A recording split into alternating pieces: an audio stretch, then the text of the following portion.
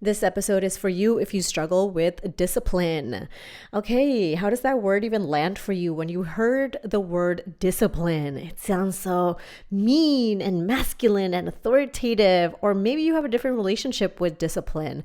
However it is that you feel about it, you still clicked onto an episode about discipline. So we're going to talk about how to reframe discipline to work in your favor. Now, I'm going to make a couple of assumptions based on, actually, I'm pretty lit up every time I'm like coming on to record a podcast episode right after client calls because it's still very fresh in my mind. And essentially what I notice with a lot of people who deal with perfectionism and people pleasing, self-doubt, people who have a lot of imposter syndrome, is that your relationship with discipline is also questionable, right? Because you feel like you start a thing, but you never really finish it. You have dreams and goals and you can see it in your mind, but when you take the action towards it, it's just a little inconsistent. You know, you start and you go and you start and you go, and because you stopped for too long, then you feel a little bit of shame, or you feel like now you're starting over. There's all of these emotions that are related to the process of quote unquote being disciplined. And I'm also going to say very specifically, because a lot of my clientele are neurospicy. We work with a lot of people who are ADHD, and there is a different consideration about what discipline actually means and how to approach discipline. So if you fall in any under any of those categories, perfectionism, people pleasing, ADHD, you're somebody who's having a particular relationship with discipline, sit tight. We're going to talk. Okay. So friends, if you don't know each other already, hello, welcome to the Playground Podcast. I am Shanila Sattar. If you're not already subscribed, go ahead and subscribe. This is your space for self-mastery, self-exploration, spiritual development, literally learning about yourself so you can exist out in the world, not take it so seriously, and just remember that the world is your playground. I'd love for you to hit subscribe and share this podcast with other people in your life who are kind of on the same vibe as you, maybe a little, struggling with the discipline piece of that. And let's get right into it. So, this is a follow-up conversation. I feel like we've been chatting a little bit about what it means to have discipline. And earlier I asked you, what is your particular relationship with this word, this term, okay? Because part of what I want to do in this episode is help you reframe looking at discipline as not this like big, bad, evil thing that's like taking away your time and taking away your agency and taking away your life, and you all of a sudden have to stick to a routine, and if you don't, then you're a failure, and you have to do it this way, or you have to put this amount of time or this amount of hours or this amount of days, or otherwise you're not doing enough. Or if you didn't do the thing that you said you were going to do, then all of a sudden you fell out of your streak of whatever it is that you were doing. Like you were doing something for 10 days and then one day you didn't do it, then all of a sudden it's like, oh, you're a loser, you're starting back from the beginning. It's like, oh, might as well not try again, because I can't stick to it.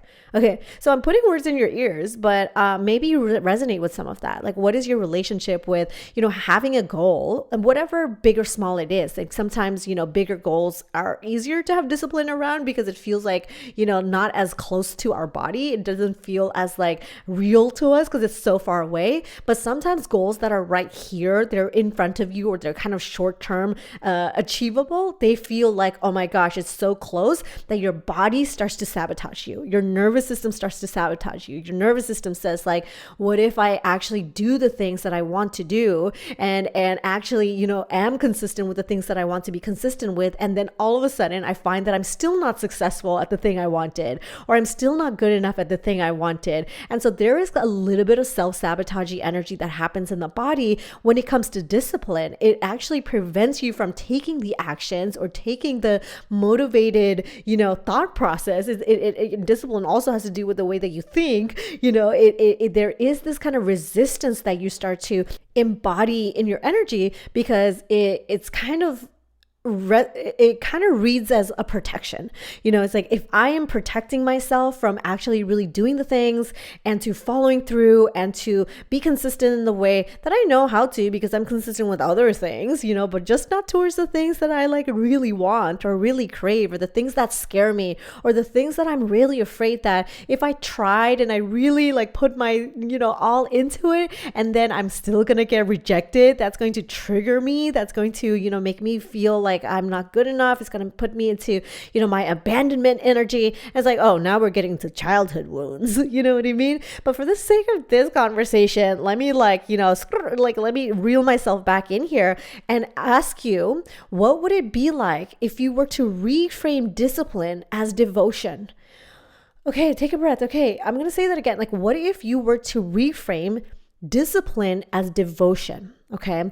And I took a little reflection upon my life, which I am a frequenter of doing. And, you'll hear me on the podcast. I'll be like, oh, this is what I learned and this and that. But I'm also learning so much from the clients that I work with, who oftentimes are neurospicy, who have a lot of analytical and linear logical thinking skills. They're perfectionists, they're high achievers, they're overachievers, they're people pleasers. They have a little bit of, imposter syndrome situations going on. This is pretty much my hotspot. This is my expertise. This is my mastery. And one thing that I learn about my clients over and over again is that they view discipline as something that is taking away their agency. It's taking away their ability to change or adapt or to make a different decision, because it's like, oh, now every day on my calendar, I'm waking up at this time. When I'm actually wanting flexibility, I wanting more flow. I want the ability to work with my energy.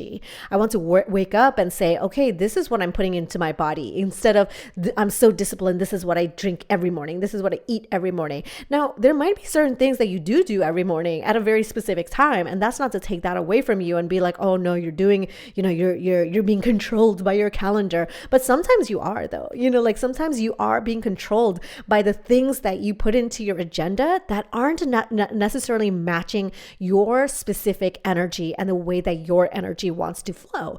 And that is a luxurious thing to say. I will, put that pin in there and that asterisk in there, the footnote, which is like, it is a luxurious thing to say, because not everybody has the luxury of, deciding when they're going to start their day, or deciding, certain things in their life. If you have, a lot of responsibilities for other people or towards other people, sometimes, the luxury can be compromised, and also there's certain things that you can implement in your life that comes from a place of love and compassion towards yourself, rather than thinking about it as discipline, to think about things as devotion. Okay. And when we start to reframe this devotion element in my clients, and as I mentioned, they're very specifically perfectionists with imposter syndrome, overqualified, a lot of people pleasing tendencies, and like just not feeling good enough kind of vibes. When you're trying to think about discipline as devotion, it changes everything, because what it does is that it gives you the ability to think about the things that you're doing in your life as an act of love to yourself. And I've spoken about this in the podcast several times, like setting goals and being in the pursuit of your goals is an act of self-love. To actually bother giving a shit about yourself, to set a delusional goal for yourself, to say, I want to do that. That feels like something I will enjoy. That feels like that's going to light me up. That feels it's going to be exciting. That's going to be fun. And you set a goal for yourself, like that takes real big guts to do, because you'll see people who won't set goals for themselves, and they will also set goals for themselves. When they do, they'll set goals that are not really their goals. They're goals for their parents, or goals for society, or goals for what they think is, acceptable or culturally, whatever. There's all of these other, variables that are happening there. But the botheration of setting a goal for yourself is an act of self-love. Like, you give enough of a shit about yourself to say you want a thing, and that you're going to bother to try for that thing,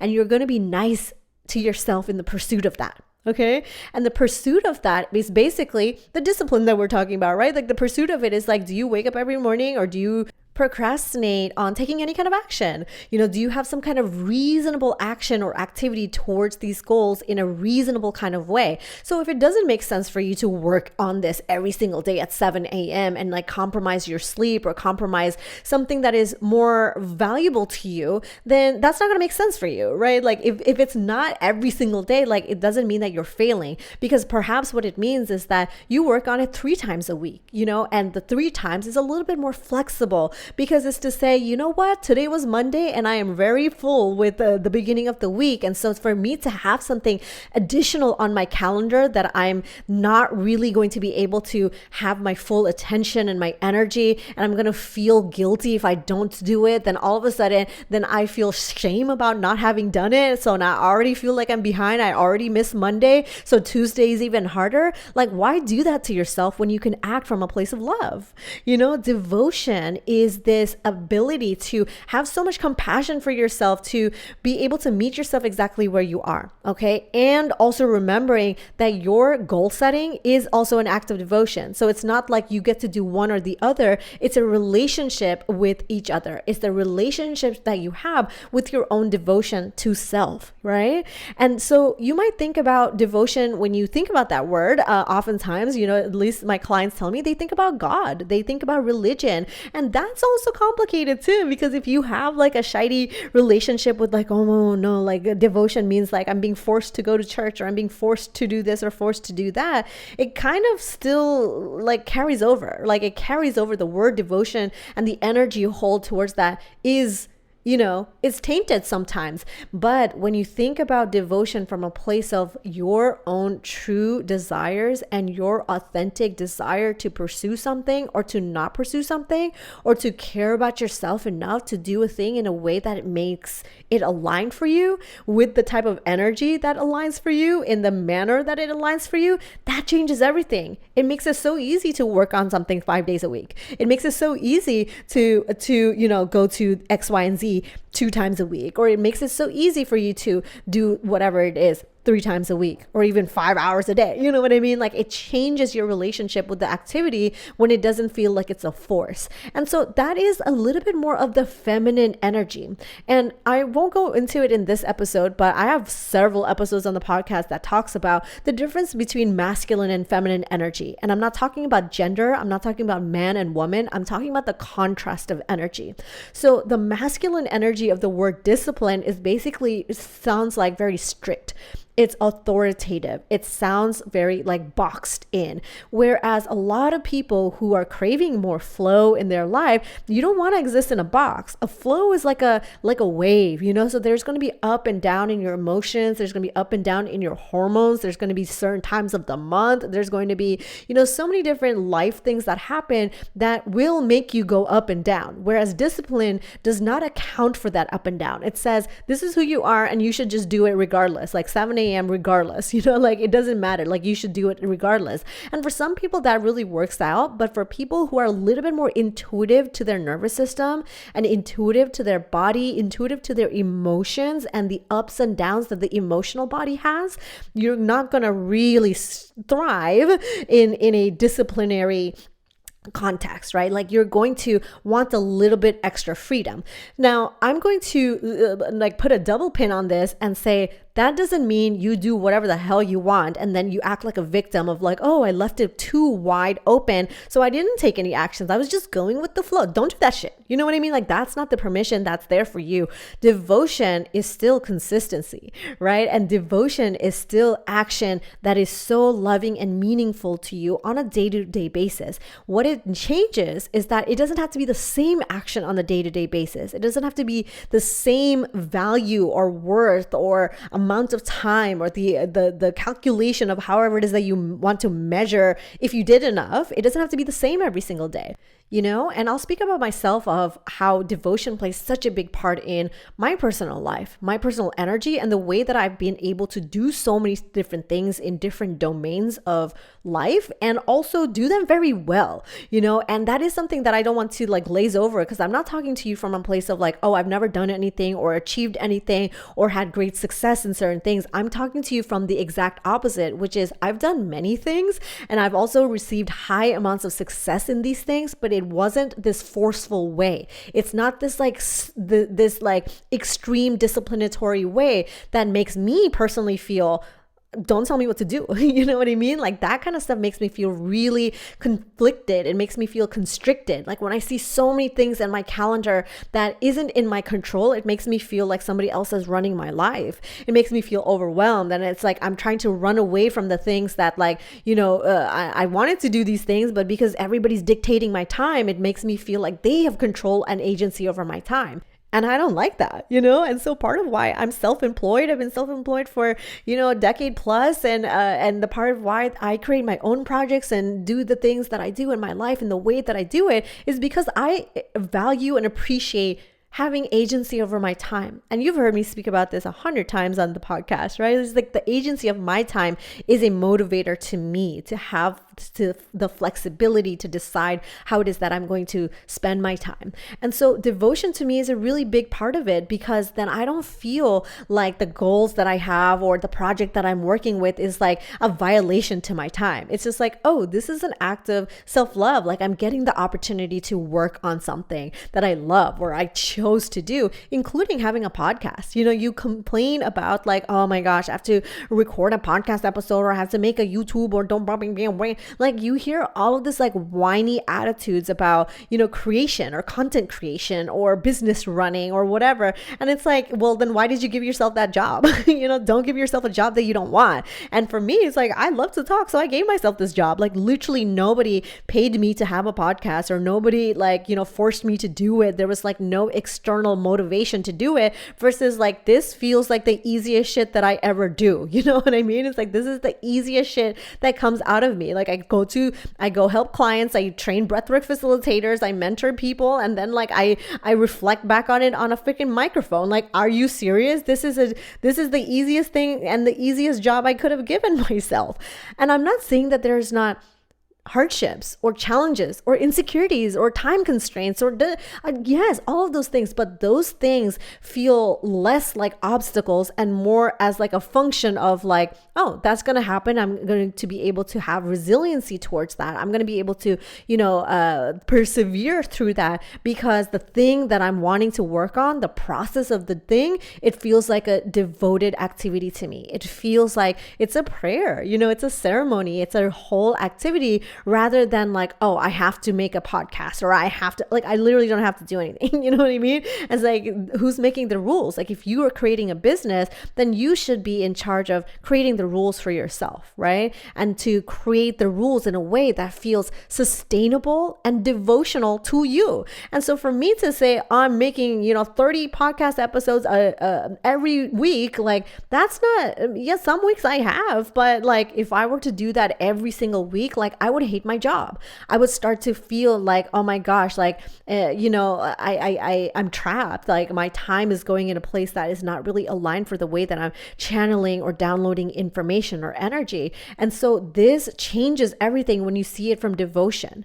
So devotion allows you to have, oh yeah, I just paused because I had a big sneeze attack. Anyway, I was saying, devotion allows you to have more compassion in the pursuit of your goals. Okay, just period. It just makes you a nicer person to you.